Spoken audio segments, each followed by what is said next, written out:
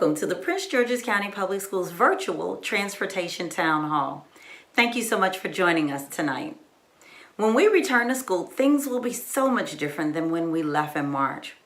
Our classrooms will be organized so that there's 6 feet social distancing. Our staff and students will wear masks, and the way that we transport students to school will also change. About a year ago, I convened a task force to really tackle our long-standing issues as it relates to transportation. We focused on areas such as on-time arrival, understaffing, and driver recruitment. And then, unfortunately, COVID came. But transportation and having our students arrive safely to school still remain a priority for us. So upon our return to school, we will begin the process of implementing some of those recommendations provided by the task force. So please join me tonight as we discuss the safety measures that we'll put into place for your students' arrival to school when we return, and many of those recommendations from the task force that we plan to begin to address over the next 3 years. Now, it gives me great pleasure to introduce to you the transportation team who will now begin this presentation. Thanks again for joining us. Thank you, Dr. Golson. As our CEO, Dr. Golson, has already stated, classrooms and school buildings won't be the only places where we have to operate differently to ensure a smooth and safe transition back for all of the people involved in Prince George's County Public Schools. Our transportation services will also have to operate differently. With more than 85,000 students who ride our buses to and from school via over 5,000 routes, our team operates one of the largest bus fleets in the nation. And we are always working to ensure dependable and safe bus transportation for your children. Last year, to work towards solutions, we convened a 23-member transportation task force composed of a cross-section of the PGCPS community, parents whose children ride our buses, school board members, lawmakers, and operations staff. We also sought best practices from neighboring districts. The solutions we will implement this school year are a result of task force recommendations and are what we believe to be a strong first step in addressing on-time arrivals and buses that are safer and more efficient. We'll talk about these changes in just a minute, but first I'd like to introduce you to some of the community members and staff that served on the task force and worked towards making sure that we had a cohesive plan in returning to school safely. Barry Stanton, Chief Operating Officer; David Hill Jr., Operations Supervisor; Tony Spruill, Operations Supervisor; Carl Shuttler, Transportation Supervisor; Kiva Baldwin, Transportation Supervisor; Carol Grierson, Transportation Scheduler; Sonia Williams, School Board District 9, and our parent representatives including Ms. Reshma Sinanan Hill, Shay Newman, and Troy Sampson. I'd like to personally thank this team and all other members of the task force who worked so hard to get us where we are today. Now you'll learn more about solutions to improve bus transportation that will be implemented upon our return to school. Bus transportation, what to expect this school year. Solution number 1, enhance safety via new technology will improve student safety both on and off of school buses. Each of Prince George's County Public Schools' more than 1,200 school buses have been fitted with new technology intended to improve both driver efficiency and student safety on and around the bus. Outside of the bus, new stop arm cameras will capture video of traffic violations. Motorists who illegally overtake and pass a stopped school bus with extended stop arm will receive a citation issued by the county. Several of our neighboring school systems are also using the Stop Arm program to improve safety. A few include Montgomery County, Baltimore County, and Howard County schools. Additionally, new interior cameras are yet another means for us to monitor activity on our buses and to assist with security and the investigation of incidents. Another enhancement is the addition of GPS-enabled tablets on each bus. The tablets will assist bus drivers with turn-by-turn directions, mapping, and student information. It also improves internal communication from bus slot to driver and ensures our substitute drivers have the information they need to be well equipped and safely and accurately transport students. Through the investment in technology, our fleet has been upgraded with smart devices. You can think of the sum of these solutions as having created smart buses, a well-equipped and connected network to improve student safety both on and off of school buses. Solution number 2, on-time arrivals and maximum efficiency via the consolidation of bus routes via centralized transportation stops. With 85,000 bus riders and more than 5,000 bus routes serving community schools and specialty programs, the sheer size, volume, and the number of stops has been an ongoing challenge to staffing, efficiency, and on-time arrival. We know that it is critical to the learning environment and to your trust that children arrive to school and back home both safely and on time. Here is how we intend to meet that goal. A reduction of bus stops will allow school bus drivers to make fewer stops, thereby improving student on-time arrival. These centralized bus stops and route changes may require some students to walk further to their assigned location. Placing bus stops in more central locations and reducing stops along neighborhood streets will reduce ride times for students and improve on-time bus performance. With the implementation of this model, please be aware that requests for bus stop changes will be limited. We will answer common questions on the centralized bus stops later in our presentation. Solution number 3, technology for accurate, real-time internal and external communication. In addition to new routing software, we will also be introducing the new TransFinder Parent mobile app that will allow parents, guardians, and caregivers to see where a child's bus is and have the most accurate information about their bus schedule. The TransFinder app is fully integrated with our new technology. It works in tandem with our routing software, GPS, and other communication tools to ensure accurate real-time data, a more effective solution than apps we have used in the past. Some features of the app include parent and guardians can receive notifications of when the bus has arrived at its destination or if the bus will be delayed. Parents and guardians with more than one bus rider can track multiple buses. Parents and guardians can set up alerts along their child's route to be informed where the bus is. More information and instructions on downloading and setting up the new app will be shared closer to our return to schools. When schools reopen, our school system will follow the CDC guidelines as closely as possible in determining what's necessary to keep our students safe on the bus.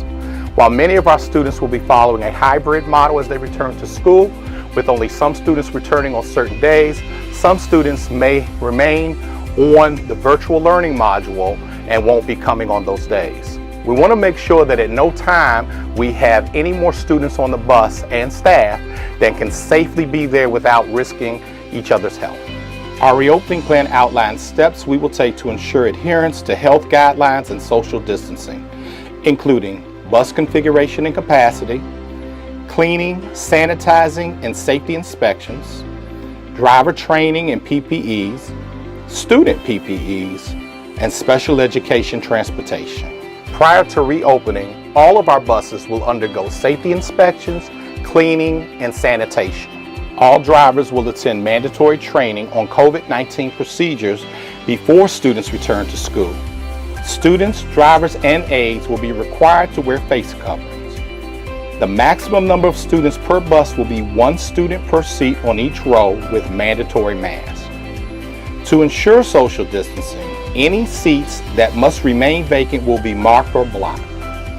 Visual reminders will be posted for students regarding social distancing. And to improve airflow, windows may be opened to the maximum extent possible when weather permits. More information can be found in the PGCPS reopening plan, and more guidance will be provided as we get closer to the reopening of schools. Bus driver recruitment and retention. When school reopens for in-person instruction, our more than 1,900 bus drivers and attendants will play a major role in implementing the enhanced safety plans you just learned about. As you may know, many of the men and women who transport our children have been working throughout the pandemic, delivering meals twice a week by school bus to help out families during distance learning. Likewise, we have continued our efforts to recruit bus drivers even amid the pandemic and a national bus driver shortage. PGCPS bus drivers can earn between $19 and $37 per hour based on experience with paid training. Paid commercial driver's license (CDL) training is provided to all new hires. We also offer flexible hours, health and retirement benefits, personal and sick leave, professional development, and summer opportunities. Part-time and substitute positions are also available. Some ways we are continuing to recruit drivers include a 100% virtual application process with online hiring fairs, live interviews, and electronic onboarding for new hires. Closer to our return to school buildings and once bus routes are finalized, families will be able to view student pickup and drop-off times via mailer and/or School Max. Families can presently locate the closest bus stops to their home and view other nearby stops via our Info Finder tool. If you are unable to locate a bus stop or have questions, please submit a request through our Transportation Resolution System, which you can access at pgcps.org. Also, be sure to check out our frequently asked questions. Before we close out tonight's presentation, we'd like to answer some recurring questions that were submitted in advance by parents and community members. Last year, buses already had issues and came late or not at all. With social distancing and a limited number of people who can ride the bus, how will you ensure everybody gets to school and on time? We expect that when we return to school, there will probably be fewer students that ride the bus on a daily basis, whether that's due to students who opt to remain on virtual learning or the fact that some students will be on a hybrid schedule so they won't all have to go to school every day. We're utilizing that time to make a reduction in how many students are on the bus to also ensure safety measures. We will continue to monitor the number of students and parents that choose to opt in or opt out to adjust our routes accordingly to help us in making sure that our students are safe and also to make the necessary adjustments for on-time arrival. In addition to that, we're also utilizing some of our new technology features to assist us in monitoring how many students are actually riding every day, as the drivers will have an app that is loaded onto a tablet on each bus, and they're able to track students as they're riding the bus. That's also going to allow us to make adjustments each day in watching what our patterns are. We hope to utilize that not just during this time, but actually as we open in the next school year to make sure that we have balanced bus sizes and that our routes are appropriate for the time we need to get bus drivers to schools on time with their students. Will school bus drivers or assistants be able to check the temperature of students before they get on the bus?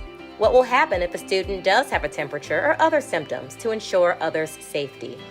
So as we enter this school year with the understanding that we need to make sure our staff is notified and trained on all the current CDC guidelines and also regulations from MSDE to make sure that all of our students are healthy and we keep our students and staff safe. We ask that parents assist us by monitoring the child's health, and if children are showing any symptoms that are flu-like, fever, etc., they would hopefully keep those students home. We also are going to work with schools that if when kids get to school, there are any symptoms there, they will notify us and we can share that. We'll make sure that we notify everyone involved if at any time, anyone that is involved with the transportation system, whether it's our drivers, attendants, students, etc., or at any time a possible person that's been exposed to or could possibly be sick in any way. How do these changes impact students in specialty programs? students who are enrolled in our specialty programs and also our special needs students that may attend schools that are out of boundary or have longer rides are all going to be routed as normal. Obviously, those routes, due to the hybrid schedule, will hopefully be a little shorter than normal so that we can minimize the ride time for those students and get them home a lot faster and to school a little quicker. There will be no other changes to this schedule other than those that are included in the consolidated bus stops that we have already made available to parents via our InfoFinder web app. There are no bus stops listed in InfoFinder for my community. What should I do? If parents are accessing the InfoFinder system to see bus routes and locate the stop closest to their home, you should keep in mind that we are working on our bus schedule on a daily basis from now until the day we reopen. So you should continue to check back as we are adding and changing bus stops on almost a daily basis to ensure that we are getting route efficiency. Keep in mind that what is most vital to us is that we have an accurate address. So please continue to check in School Max to make sure that the school has your updated information, because we use that to determine where we need to put a bus stop and or if we need to make any adjustments. What are you doing to help substitute drivers better focus and avoid mistakes? One of the things that inevitably happens is that drivers are sometimes absent and someone else has to cover their route, be it a substitute driver or one of our regular drivers that picks up the additional route. We ask that, of course, our drivers monitor the route sheets to make sure they're familiar with it. But one of the great additions that we have this year through our tablets are that we can download the bus routes in real time, and the driver is able to monitor that to see what the necessary stops are. One of the other features that will be added a little later is turn-by-turn directions that will also assist the driver in making sure that they don't go to the wrong neighborhood or we don't lose valuable time because they are lost. We also ask that parents of any kindergarten or pre-K students assist us by continuing to wear the bright orange vest that we provide so that we can better identify them and make sure they don't get off with other kids in the wrong stop, which would obviously make it more complicated for the driver to identify who they are. If I have two kids in the same school, will they be able to sit together on the bus? And if not, will they be in the same group to board the bus to come home in the afternoon?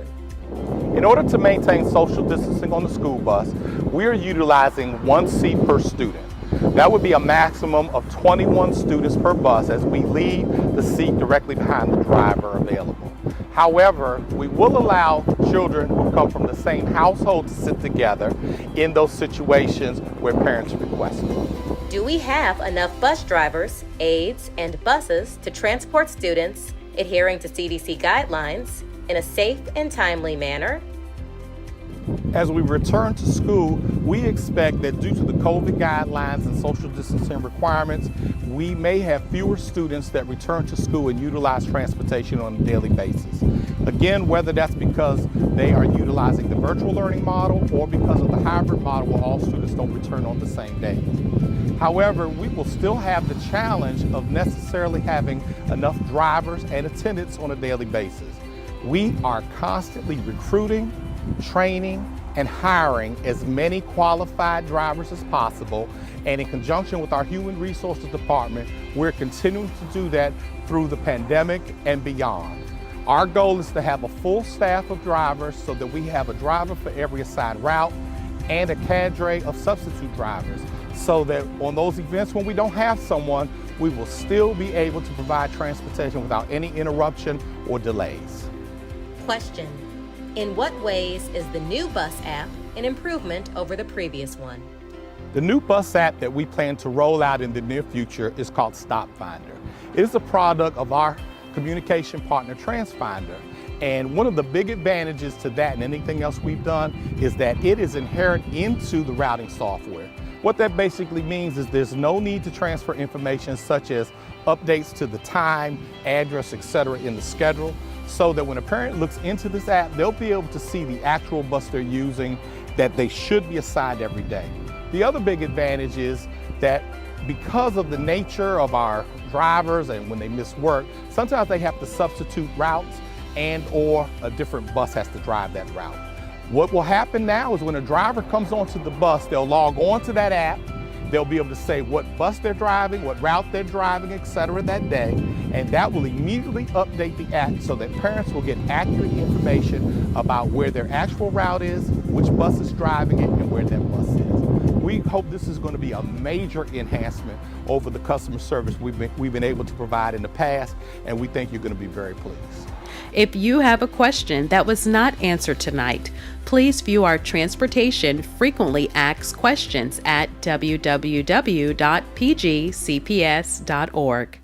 If you cannot find an answer online, we ask that you submit your inquiry through our Transportation Resolution System, mentioned earlier in this presentation. Again, thank you for joining us tonight as we work to move forward together for a bus transportation system that best serves our community. Be well and be safe.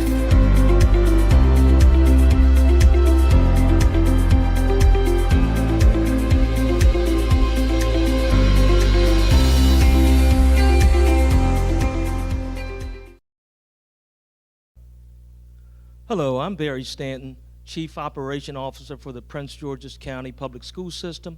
Thank you for joining us tonight. And I'm Dr. Rudy Saunders, the Director of Transportation for the Prince George's County Public Transportation System. We want to thank you for joining the Town Hall tonight to talk a little bit about our transportation system improvements and how we're going to be moving forward with transportation. Today we're going to talk about our improvement on arrival times, how we're going to pick up our students within our neighborhoods, and how we're going to move forward to address a number of our transportation issues. Let me just tell you, I know you have a lot of questions about how to contact our transportation department and how your students are going to get back and forth to school and what their routes look like. So today we're going to talk a little bit about that, and we're going to give a brief demonstration about our TransFinder system and our transportation route system. Rudy? So in just a minute after the demonstration, we're going to be able to take a few additional questions. So if you're following along on YouTube, make sure you type those questions into the chat so that we can see them. At this time, we want to introduce you now to the TransFinder and Transportation Resolution Systems.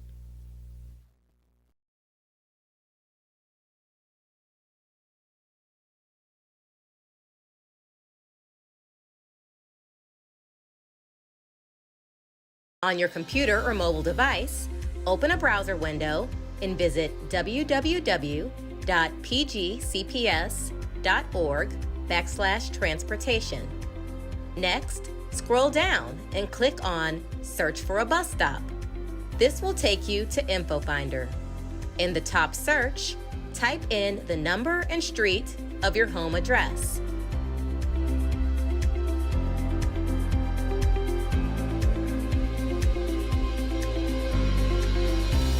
Lastly, select your child's school from the drop-down list and click Search.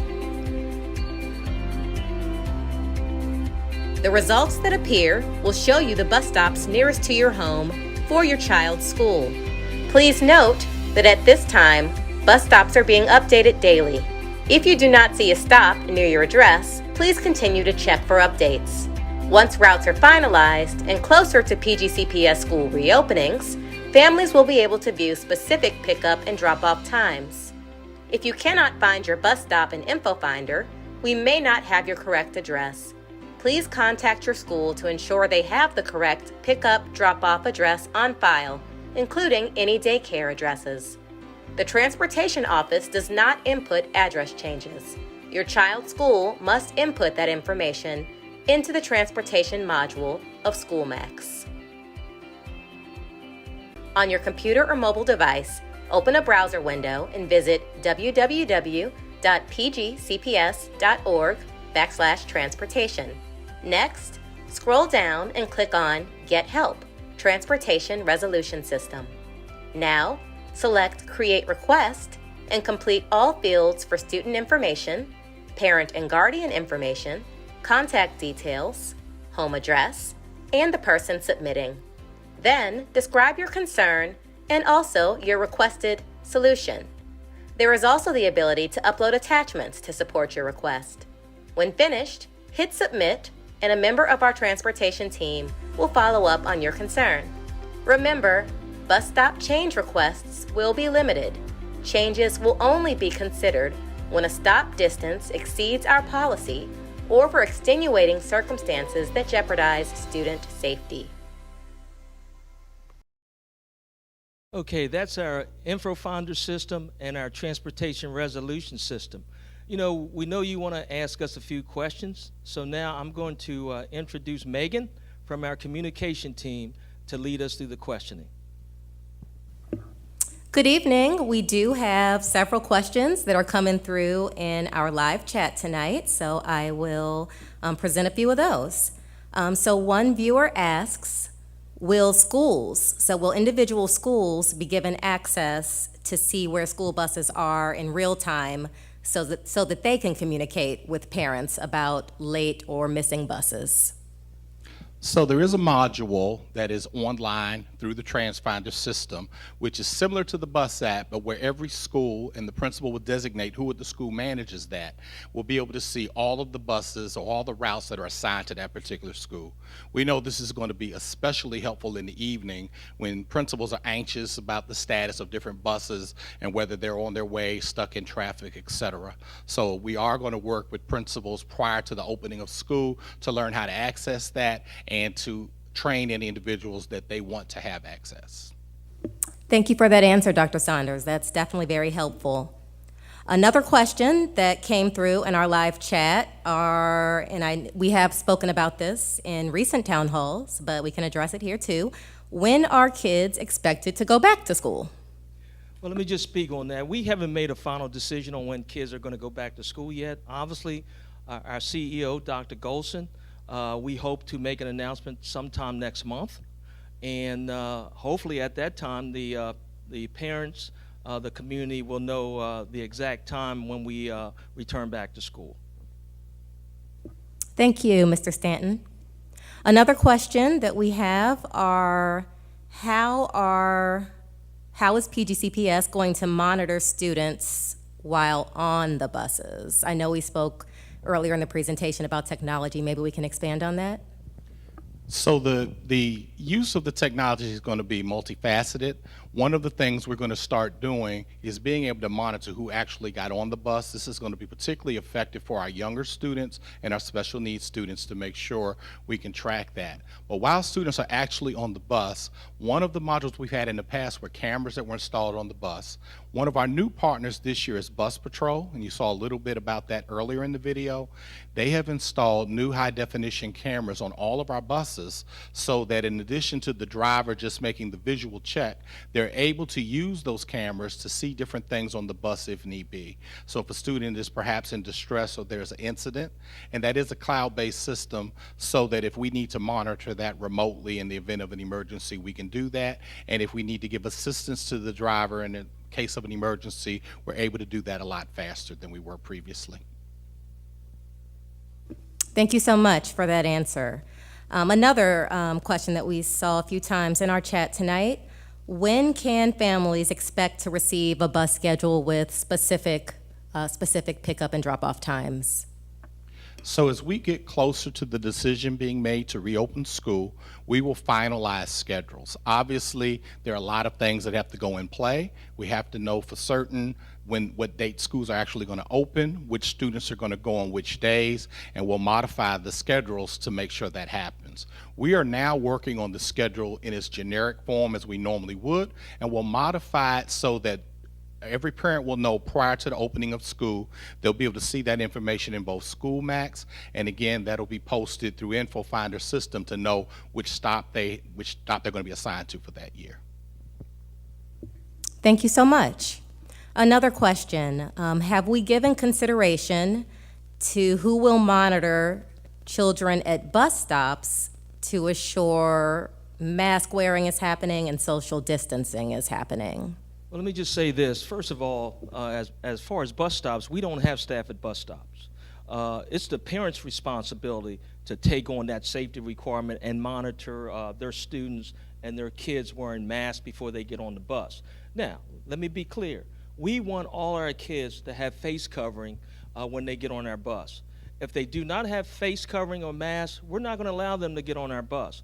but we're not going to sit there and go through a long process to dispute the issue with a kid about having a mask. So at the end of the day, we're going to hold our parents accountable to make sure our kids have the proper PPEs and wearing masks when they get on the bus.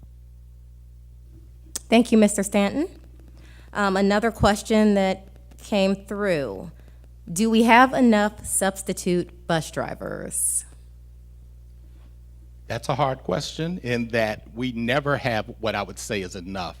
We are constantly working with human resources to make sure that we have a driver assigned for every route that we run, plus the additional drivers. However, there's a national shortage of drivers when people with CDLs, and we expect that that's going to continue even after the pandemic is over. I will say that due to the aggressive efforts of our Human Resources Department, as well as our transportation staff and our system as a whole, we've made great strides towards our recruitment efforts. We've had regular job fairs. We've had lots of other hiring events, promotions. You probably have seen us in some of the media promotions on social media, et cetera, as we attempt to try to attract the best drivers possible to come work with our students. But this is a large task. We have over 1,200 buses, and at any given time, we want to make sure that we can use every bus possible to go out and drive routes, in addition to expecting that if there's just 5 or 10% on average people who are out for whatever reason, we want to make sure we have a qualified person to take their place for that day. So while we are making progress, we do have a ways to go, and that does have great impact on our ability to deliver the type of service that we want to. Thank you so much. We do also want to just remind our families that school reopening is still targeted for the beginning of third quarter. Of course, we are always monitoring metrics given the recent surge in COVID-19 nationwide. Health and safety remains our top priority, and we will communicate about reopening of school in early December. Just keep that in mind. So another question we have, with the addition of GPS technology, will our bus drivers still have access to print directions in the case of a tech failure? So we do have the ability to still print schedules. It's our goal that we won't have to do that nearly as often as we did in the past. Schedules tend to be updated on a regular basis, sometimes twice a week. So we definitely want to be in a situation where we don't have to do that as often and cut down nearly as many trees as before. We also know that by using the tablet so that they have that schedule in a virtual form, that allows us to get it to them a lot faster, so that if we make a change the night before, it delays, it reduces the delay, and when the driver is familiar with the route, and we can hopefully reduce some of the mistakes that we may have had in the past because of that. Thank you so much. Another question we have coming in through live chat is, will bus drivers have extra face masks available for students who might be in need? Yeah, I'll answer that question. Yes, we will have extra face masks for students that may have forgotten their mask when they left their house. Our bus drivers will be carrying extra masks on the bus. However, I want to remind the parents, please make sure when your kid leaves the house, they have the proper face covering before they get on the bus. Great reminder. Thank you so much, Mr. Stanton. And we have a question coming in about cleaning and sanitation. What type of cleaning and sanitation practices will be implemented between routes, and will bus drivers be responsible for cleaning down seats, rails, common areas of the buses? So our transportation staff will be cleaning every bus every day. That means we'll be using the sanitizers on each bus to make sure that we've treated each bus at the beginning of each route in the afternoon as well as in the morning. And they also going to wipe down with the proper cleaning materials all the high touch areas, steering wheel, the railing, the back of the seat, etc., so that we can make sure we do our best possible chance at making sure that it's as safe as possible. We also have all of our drivers wearing PPEs at all times, so they'll wear gloves, as well as in some cases the masks that they wear for the attendants who are near students, and if they're actually having contact with students, they'll keep their face shields on all time. drivers will not wear shields while they're driving, but once they come off to let the kids on and off the bus, they'll use their shields. Thank you so much for that. Mr. Stanton and Dr. Saunders, can you talk a little bit to families about the decision to consolidate bus routes? Just in general, how that decision came about and how we, at a high level, expect it to improve. Yeah, let me just talk about that a little bit. For the last 5 or 7 years, the school system has had a problem with on-time arrivals for our bus transportation system. So through Dr. Golson's leadership, she put together a 23-member task force. This task force included principals, bus drivers, union members, we had board members, and we participated in weekly meetings to talk about what are some of the ideas we want to present to Dr. Golson concerning improving our bus transportation system. As a result of that task force, we came out with a number of recommendations, which was one, to improve our bus stops, which was centralized bus stops. One of the other things was to improve communication, improve the bus app, and to make sure we had some increase in safety improvements within our bus system.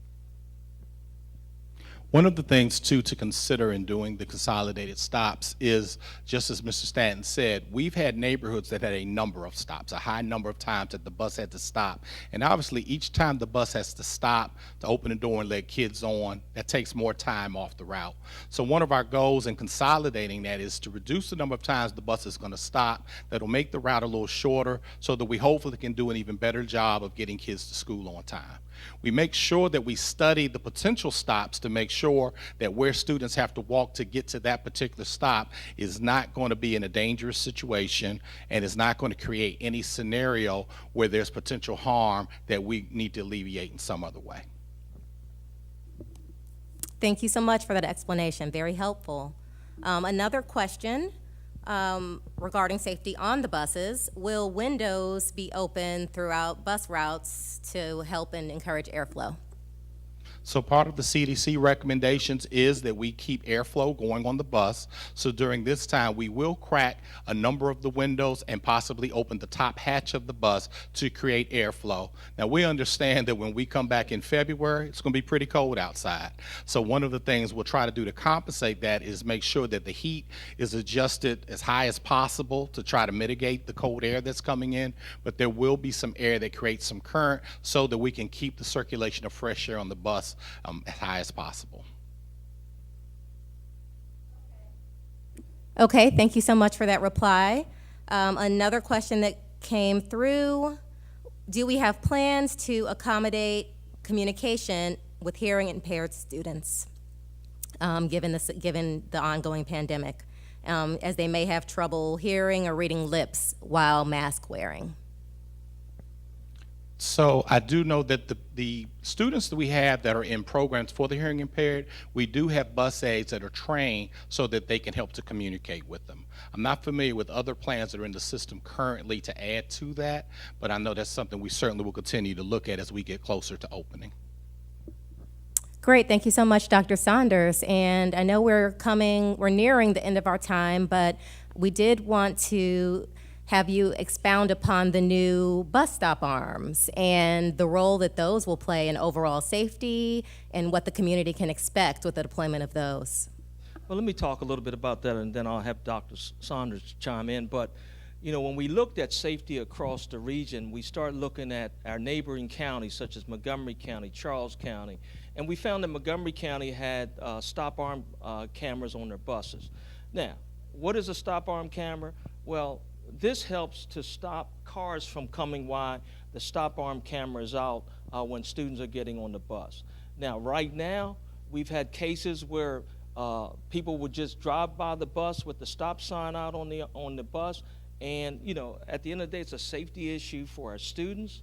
And so we instituted a stop arm camera program that when the stop arm camera goes out and a driver does not stop, which we hope they do not stop, they will be issued a $250 citation for their failure to stop at the stop arm camera when the bus is stopped. Dr. Saunders? When that stop arm is put out, that means the students are about to get on or get off the bus. So in many cases, we've had situations in the neighborhood where we're loading the bus and there's a kid running late and he's trying to run and get up to the bus and we don't even see him. So we want to make sure that we take as much time as possible to keep that area safe until all the students are on the bus.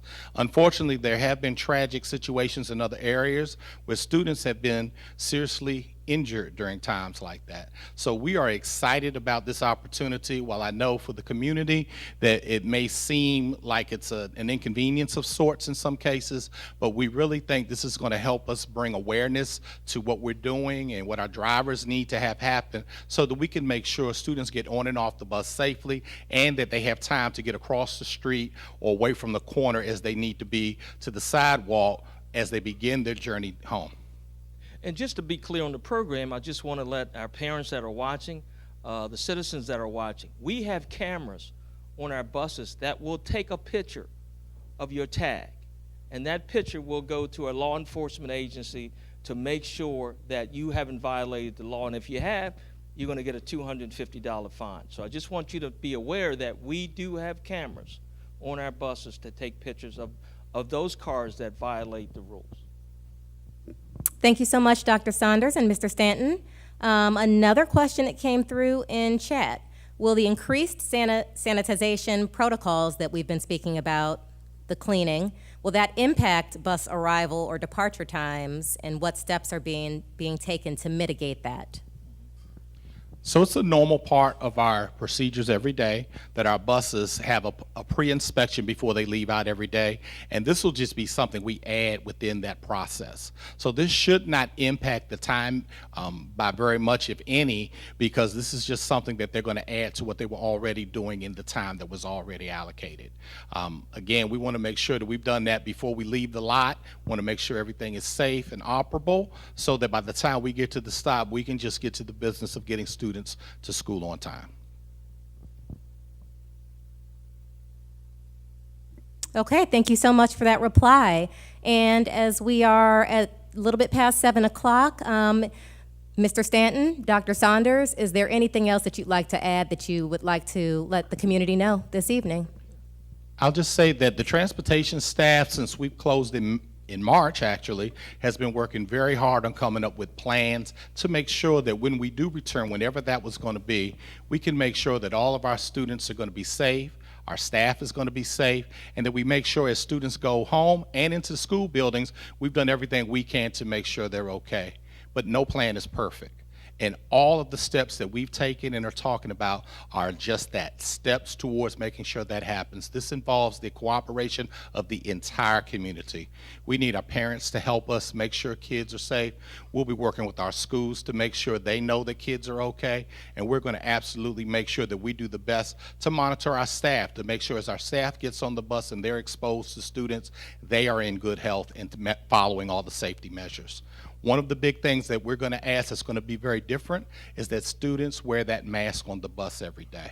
While we're putting as many kids as we feel we can safely onto those buses, it is dependent upon them wearing that mask.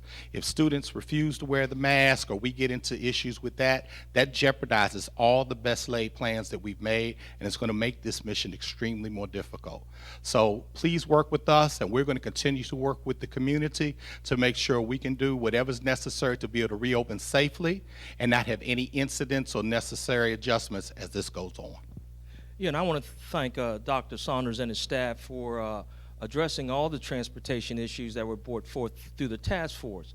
You know, I want to thank the parents, our students, our community, our board members, and all the principals for providing insight into improving our bus transportation system.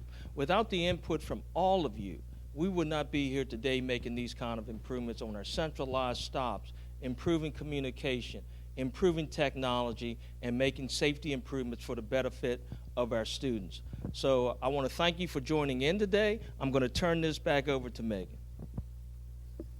Thank you so much for attending our Transportation Town Hall. We do want to apologize that we started a little bit late due to tech difficulties, so thanks for hanging in there with us. If you tuned in late, this video, the presentation, will be available at the end of tonight's airing. You'll be able to view that on the PGCPS YouTube channel. We will also follow up with updated frequently asked questions based on your questions tonight and community feedback, and we will continually update more info about the parent app and bus routes as we get closer to the return to school. Thank you so much. Have a good evening.